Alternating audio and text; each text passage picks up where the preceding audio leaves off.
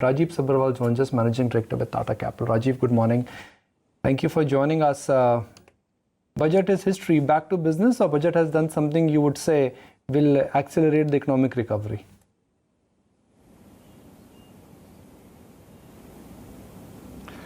I think it's a positive budget. A lot of things which will play out in the future. There is more money going to the agri sector. A lot of investment on the infra on the agri sector, which is again very positive. Rationalization of certain slabs, more money in the hands of the consumers to spend. All these are positive things. A little bit of deepening of the market with more higher limits for FPIs to invest in corporate bonds. All of this will lead to a situation where we hope there will be more money available for the industry. I think what we need to watch out for is the investments which the government has been making in certain areas, whether private sector also joins in that and starts creating more jobs. I think the new removal of DDT, which is dividend distribution tax, will change the way how companies have distributed dividend in the past versus now. And I'm asking a very frank question, Rajiv. Please appreciate where it is coming from. Companies will have to pay less taxes, but promoters who fall in the category of 40% plus, ultra rich, they will have to also pay more taxes. So where do you think the balance would come in?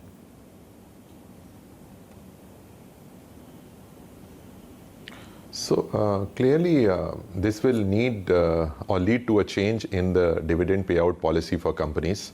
People will have to decide based on that. So for example, if there are a set of investors which are domestic in nature, the companies may go in for rationalization of dividend. While we've seen that MNCs have gone in for a policy hopefully of paying higher dividends. So I think so every company will need to decide and see how it wants to redistribute wealth, and more importantly also look at how it creates wealth for its investors. Rajiv, where do you think when do you think the impact of the tax cut would kick in? Do you think a caffeine shot has been fired and that is going to have an impact on the consumption demand? It's not going to be real estate, it may not be for big tickets, but the small ticket discretionary items will definitely see a revival.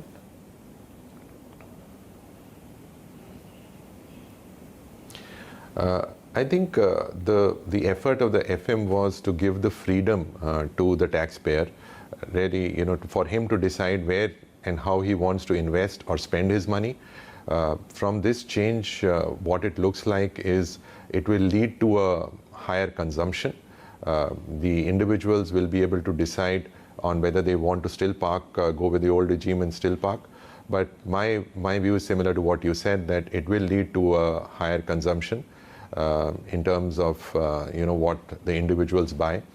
As far as housing and other things are concerned, I think if you look at an actual user who goes in for a house, he's more interested in owning the asset rather than looking at the tax breaks. While tax breaks help him out, but it's more about owning a house. And if you look at what the PMAY scheme has done, it's already created incentives for certain home buyers depending on their income level and the size of houses they buy. A change has been, no big change has been at least made on the fiscal side. So for a NBFC, is that reassuring that the bond market will remain under check? Because the fiscal discipline would have been compromised, then yields would have shot up 7.2, and that would have made life difficult, not miserable, but difficult for NBFCs.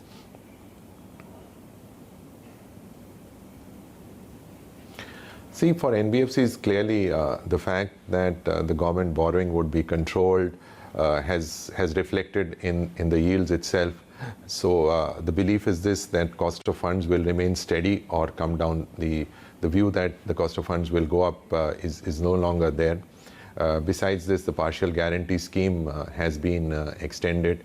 The incentives given to developers have been extended for 1 year to create low-income housing. So some of those benefits which were there earlier have continued, while the expectation that the money will not become costlier is really positive. Parallelly, we are also seeing more money being made available to NBFCs. When I talk to other banks who've been lenders in this market, they clearly have said that they have opened up in the last couple of quarters, and they're lending to more NBFCs than they were doing before 6 months. Let's also just talk about overall, we've got, the sector continuing to face some issues. Do you feel that now, we've been hearing some commentary from the finance minister alluding to the fact that, they feel that it's just a matter of confidence and that we will start to see green shoots. Do you buy into that theory, and do you actually see signs of a pickup?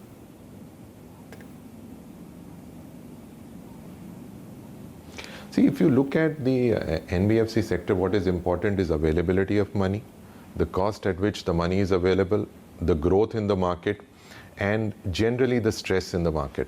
If I look at availability of money, I feel that's becoming better. The government and the RBI have also ensured that that becomes better. The cost of money has been coming down.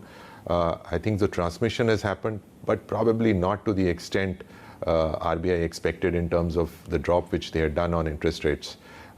Maybe half of those transmissions have happened, but maybe over a period of time we'll see the rest happening too.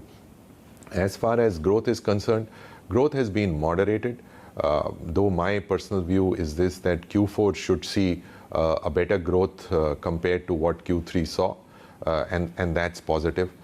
Because if you look at the basic sectors as far as housing is concerned, clearly on the affordable housing segment, the demand remains far robust. A lot of times we judge that sector based on what we see in large cities, but if you leave aside the large cities and go to smaller towns, you see the growth is there. And the fourth thing is general stress in the market in terms of credit quality. Though across banks and NBFCs, we have seen small increase in the provisions, but they still seem to be in control. I think so the stress is seen more in the self-employed segment, and that's a sector which we will need to watch over a period of time. Why are banks being criticized for not lending? Is it true?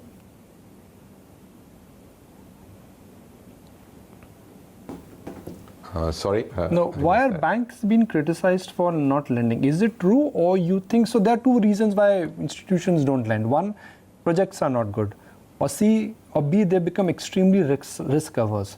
I firmly feel, Rajiv, that India has enough entrepreneurs who will have sensible projects, and they will always have some edge or the other. That's India for you, sensible entrepreneurship.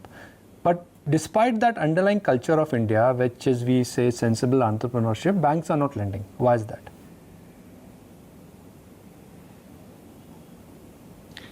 So two things here. When you look at banks or any other lending institution, first of all, it needs to see new projects, new investments happening. And that is going to be a function of the growth in the economy, the growth in consumption. And that, I think so, has got delayed.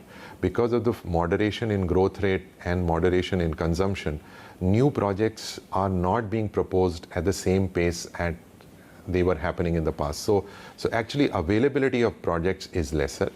Two is, have banks become more conservative? Difficult to answer, but what everybody has become very conscious about is the credit quality, because people have seen what has happened in the last 5 to 8 years on how credit quality has become one of the biggest determinants of how value creation happens in banks. So once that realization has happened, everybody wants to ensure that whoever they lend to is someone where they can get their money back. So I think it is not to do so much with lenders, but more to do with demand and general, increase in consumption. Once we see that, I think we will see more projects and we will see more lending happening. All right. Thanks so much for joining us this morning, Rajiv. Good chatting with you on how things stand currently.